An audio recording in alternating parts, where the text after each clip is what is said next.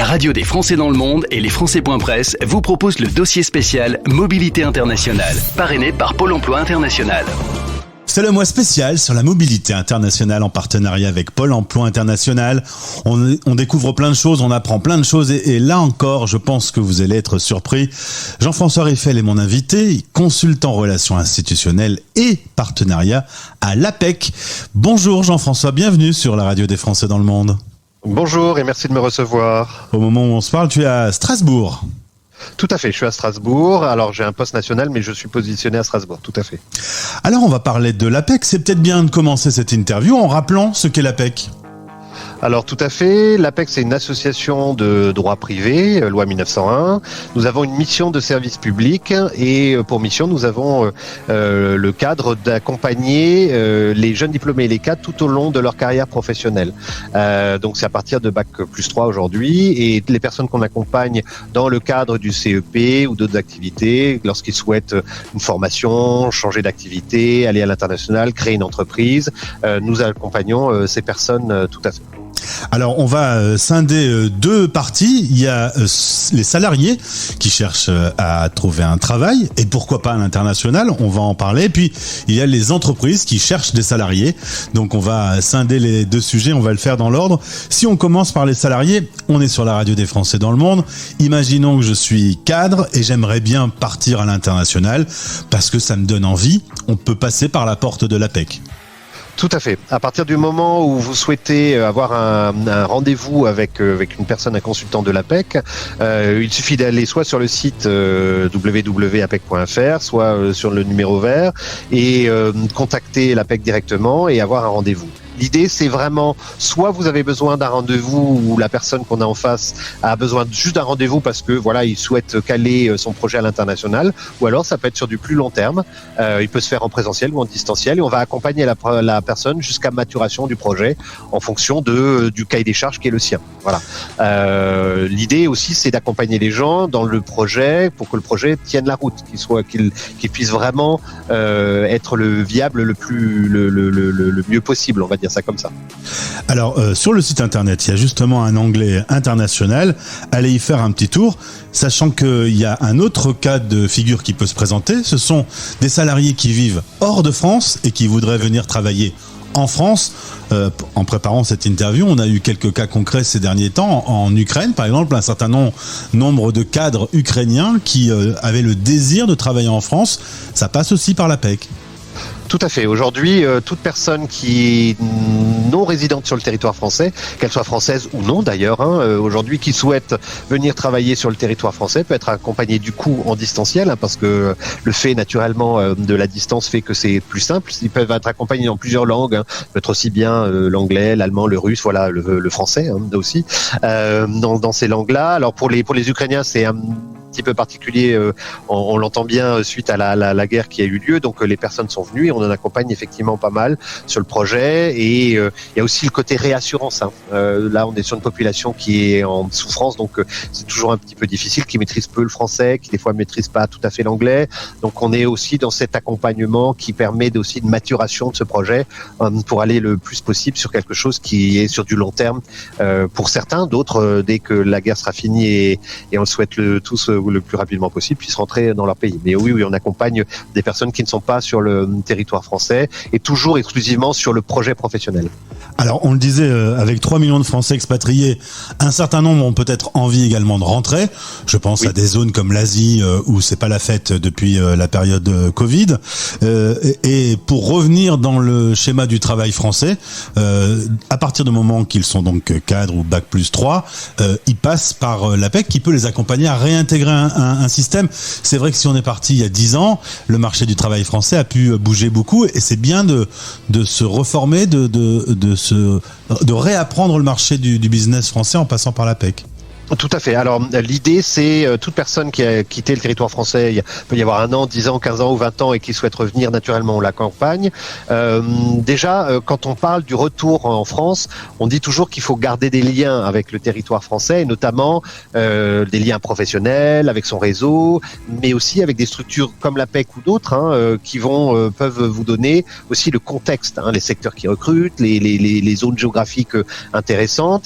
L'idée, c'est vraiment de garder ce lien professionnel parce que quand on a un projet, de revenir en France, c'est pas aussi simple. C'est-à-dire que souvent, on a été dans un environnement différent, on a été dans une culture différente, et se réadapter aussi au système français peut demander une préparation, et c'est toujours mieux d'avoir quelqu'un en face de vous qui vous remet un petit peu on va dire, alors je vais utiliser une expression qui est pas toujours la bonne, mais l'église au milieu du village. C'est-à-dire que replacer les choses dans leur contexte. Voilà, c'est mieux de le dire comme ça. Et Jean-François, quitte à être précis, rappelons aussi que l'APEC accompagne sur la partie professionnelle, mais ne va pas résoudre le problème administratif, les visas, les banques, etc. Non, tout à fait. Nous, on va pas accompagner sur ces champs-là parce que, comme mentionné précédemment, c'est un sujet qui est un sujet d'État.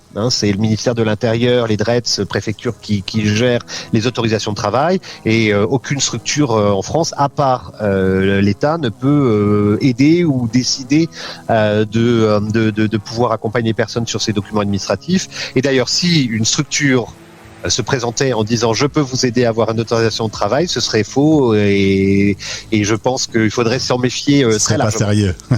Oui. Autre cible, cette fois-ci les entreprises qui nous écoutent, celles qui par exemple voudraient avoir envie d'international, là aussi vous pouvez les accompagner. Tout à fait. On accompagne les entreprises françaises qui vont recruter des compétences pour l'étranger. Voilà, ça nous arrive extrêmement souvent. Mais également des entreprises étrangères qui souhaitent venir s'installer sur le sol français. Où là, on a un certain nombre d'accords. Ça va être avec Business France, avec Choose Région Paris, avec un certain nombre de structures locales, régionales aussi, qui vont accompagner les entreprises étrangères qui s'installent sur le sol français. C'est souvent le premier représentant d'une entreprise étrangère sur le sol français. Ça peut être un directeur d'usine, ça peut être un directeur de zone d'entreprise commerciale. Voilà, l'idée c'est vraiment ça. Par contre, on ne fait pas pour des raisons statutaires d'entreprises étrangères qui recruteraient pour l'étranger. Je suis une entreprise libanaise et je recrute pour le Liban, c'est pas possible. Voilà. Par contre, je suis une entreprise libanaise et je m'installe en France, il n'y a aucun souci. Alors, il y a des synergies. On est en partenariat avec Pôle Emploi. C'est l'occasion d'expliquer qu'un certain nombre d'ateliers, parfois, vous pouvez les monter ensemble, chacun ayant son domaine de compétences qui peut se compléter. Parlons par exemple de la synergie autour du VIE, c'est intéressant. Oui, alors comme vous le mentionnez, comme tu le mentionnes, nous travaillons en synergie avec Pôle Emploi, et nous, c'est-à-dire qu'une personne qui est accompagnée chez nous peut aussi bien venir de Pôle Emploi, de l'APEC, et en fait, on peut avoir vraiment ces synergies-là. Et on a monté en trinôme avec Business France, Pôle Emploi et l'APEC un atelier à destination des jeunes, parce que le VIE c'est jusqu'à 29 ans. Et on l'a monté de toutes pièces comme ça, tous les trois. Il est co-animé. On l'a monté, c'est une fois tous les 2 mois pour l'instant. En général, on a une moyenne de 120, 150 personnes qui participent, donc ce qui est plutôt un très bon score. On a plutôt un très bon retour. Voilà, et on va monter un certain nombre d'ateliers, toujours des webinaires en distanciel parce que c'est quand même toujours plus simple. Aujourd'hui, suite au Covid, on a vu que ça marchait bien et que du coup, on pouvait intéresser finalement des gens sur tout le territoire. Ok, donc ça c'est vraiment bien. Donc voilà, c'est comment aujourd'hui des structures qui sont l'APEC, Pôle Emploi et Business France peuvent monter un atelier sur une thématique particulière qui est extrêmement intéressant, ce qui est souvent d'ailleurs le VIE. Juste un petit mot, c'est la possibilité pour un jeune aujourd'hui de moins de 29 ans d'aller travailler pour une entreprise française à l'international. Donc c'est un trinôme aussi, c'est l'État, le jeune et l'entreprise qui ont ce contrat-là. Et c'est un très très très bon moyen de mettre le pied à l'étrier à l'international. C'est plus de 70% des jeunes, suite à la fin du VIE, restent dans l'entreprise dans lequel ils ont fait VIE, soit dans une autre entreprise, soit reviennent en France, soit voilà. Mais c'est 70%. Le taux de transformation est excellent. On va d'ailleurs revenir avec Christophe Monnier, le directeur du VIE chez Business France, sur ce sujet dans le cadre de ce mois spécial. Jean-François, avec ton poste au sein de l'APEC, est-ce que tu peux constater que ces dernières années, il y a un désir d'international qui est plus fort? Est-ce que il y a des données chiffrées ou est-ce qu'il y a juste un ressenti, mais en tout cas qu'on sent que l'envie d'aller explorer le monde est plus fort qu'avant? Alors, Ça va être assez difficile de te donner une réponse parce que il y a eu le Covid entre-temps, donc ça a un peu changé un petit peu les chiffres. Moi, les seules choses que je puisse te dire, c'est la première, c'est que le 2022, enfin équivalent 2022 par rapport à 2021, on est à une progression de plus 15% d'accompagnement. Donc ça sous-entendrait qu'il y a une volonté d'aller vers de l'international. Par contre, je dirais, on va aussi vers de nouvelles formes d'organisation du travail.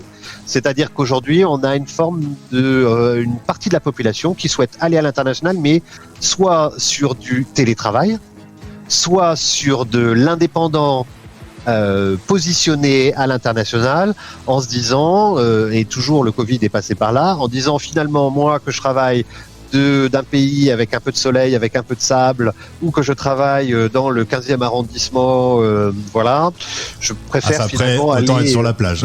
autant. Non, c'est pas ça, mais autant être dans un environnement qui est un environnement qui est plus intéressant. Et on voit dans certains pays, alors je vais citer naturellement l'Espagne, le Portugal, où il y a des lieux qui sont des coworking, qui ont été montés avec des gens qui viennent de à peu près tous les pays du monde, qui se rassemblent finalement et qui travaillent dans une zone géographique. Donc on a aussi des nouvelles organisations professionnelles qui se sont mises en place avec des choix qui sont des choix de localisation qui de facto se font assez facilement à l'international. On avait d'ailleurs fait un mois spécial sur le digital nomadisme et là clairement c'est vraiment un mouvement qui est en marche, on le sent. Oui, c'est un vrai mouvement qui est en marche et certaines entreprises se sont emparées aussi. Alors c'est encore assez timide, on va être très transparent et on est plutôt sur des secteurs qui sont du type start-up, dans de la technique, voilà, dans du e-commerce, du marketing, où une personne peut facilement délocaliser dans d'autres pays. Mais oui, c'est quelque chose qui fait son chemin et probablement que les nouvelles générations qui impulsent de nouvelles organisations de travail qui sont assez intéressantes d'ailleurs et à réfléchir, je pense, parce que ça peut être mis en corrélation avec certains métiers en tension où on a du mal parfois à trouver des compétences. On peut peut-être imaginer aussi que de se dire que ces compétences, on a du mal à recruter en France, qui sont des compétences, alors naturellement probablement pas un directeur d'usine parce que à partir du moment où on est sur place, il faut être sur place, mais sur certains métiers, de se dire qu'une personne finalement, si elle est la semaine, le mois, dans un autre lieu à l'international, à l'étranger, ce serait tout à fait réalisable. Et on voit d'ailleurs certaines entreprises aujourd'hui qui recrutent pour la France des gens qui sont positionnés hors du territoire français. On va dire que c'est le début d'une nouvelle tendance, quoi. C'est un démarrage, mais on peut imaginer que ça peut être une tendance qui peut être haussière et qui peut évoluer positivement dans les années à venir, tout à fait. Jean-François de l'APEC, merci beaucoup. Encore une fois, le plus simple, c'est apec.fr, il y a un onglet international. Si vous avez envie d'international, vous l'exprimez et puis on va vous prendre en charge. Merci d'avoir été avec nous aujourd'hui. Merci pour cet accueil et nous accueillerons toutes les personnes qui souhaitent nous rejoindre pour qu'on les accompagne dans leur projet à l'international. Au plaisir de se retrouver sur cette antenne. Merci, au revoir. C'était le podcast spécial Mobilité Internationale.